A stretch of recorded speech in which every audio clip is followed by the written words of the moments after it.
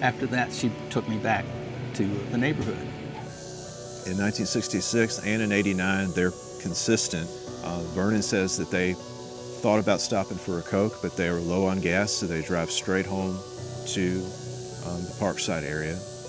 Now, he's saying, in 2016, that instead of going straight home, they actually drove out to Dog Lake, which is out by the airport in Tallahassee. Turned in from Tharp Street on Gibbs,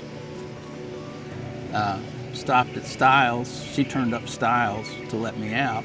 She was going to go up Stiles and down Monticello to Von Seal to her house, which is a block north of mine. In '66, he says he gets home about 11. I got out of the car. I looked at the clock. It was 7 minutes after 11. Now he's saying, well, I looked at the clock when she dropped me off, and it was 11:07 p.m. I remember that. In '66, it was about 11. Now it's 11:07 p.m. I get dropped off and I start walking home.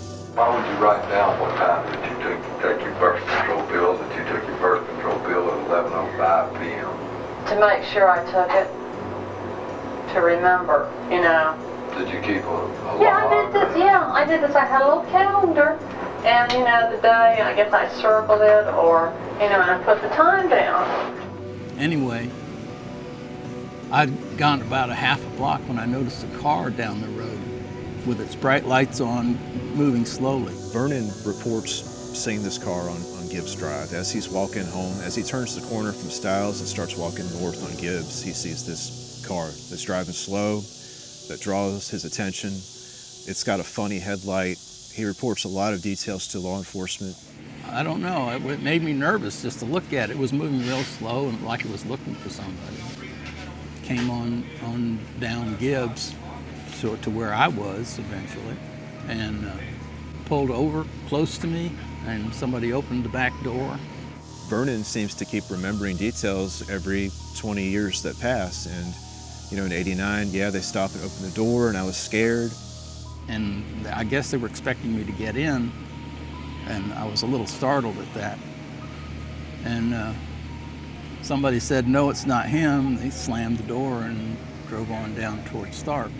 In 2016, he's saying that they say, oh, he's not the right guy, and they move on. So his memory steadily gets better after 50 years. I remember distinctly that car stopping. I remember that as that's one thing I would swear on a Bible or whatever. That lights in my eyes. That car came to a dead stop, and those lights were in my eyes. It is likely that they did see a car that night, and they were worried about witnesses that may have seen them.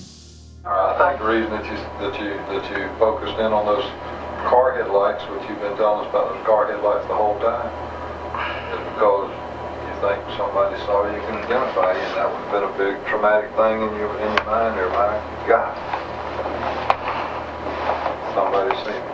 Fox says he gets home, changes clothes, makes himself a sandwich, and then goes back to his bedroom where he has a TV, and he puts a Saturday night movie on, turns a movie on.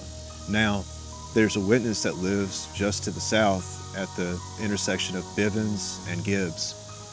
Mrs. Lamb. She reports to law enforcement that she saw him out on the street at the time of the sirens, which the ambulance got there at 11:23, 11:24. She saw Vernon Fox out on the street by the house making these weird gestures. You know, there's some things that impress your memory more than others, and what I did after I got home, got some orange juice, maybe went to bed. I don't know.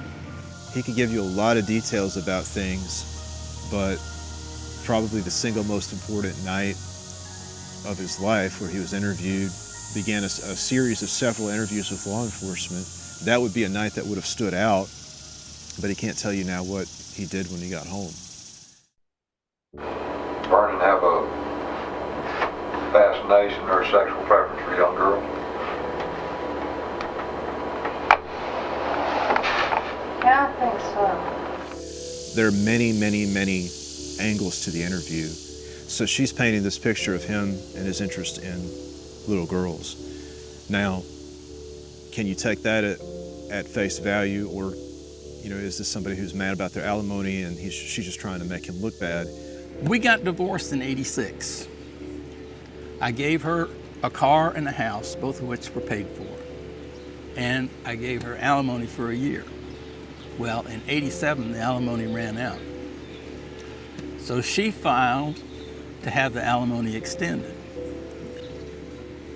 The judge denied the continued alimony, basically.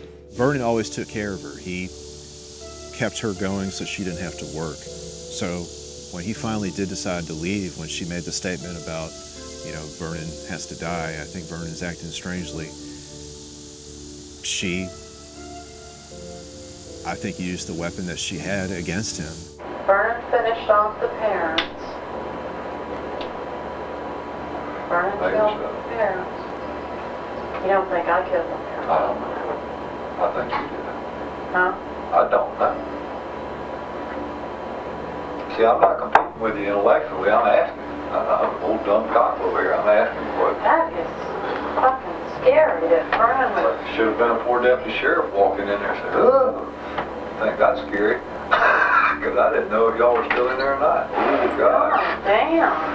What kind of bullshit? To impress me, It's your story, Vernon might have. She has the idea that she could get me put in jail without her getting put in jail.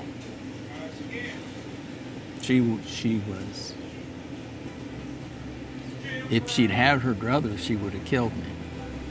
Seeing me in jail for life, that would be next best. As much as he hated his father, he might have been trying to go in there and commit the perfect murder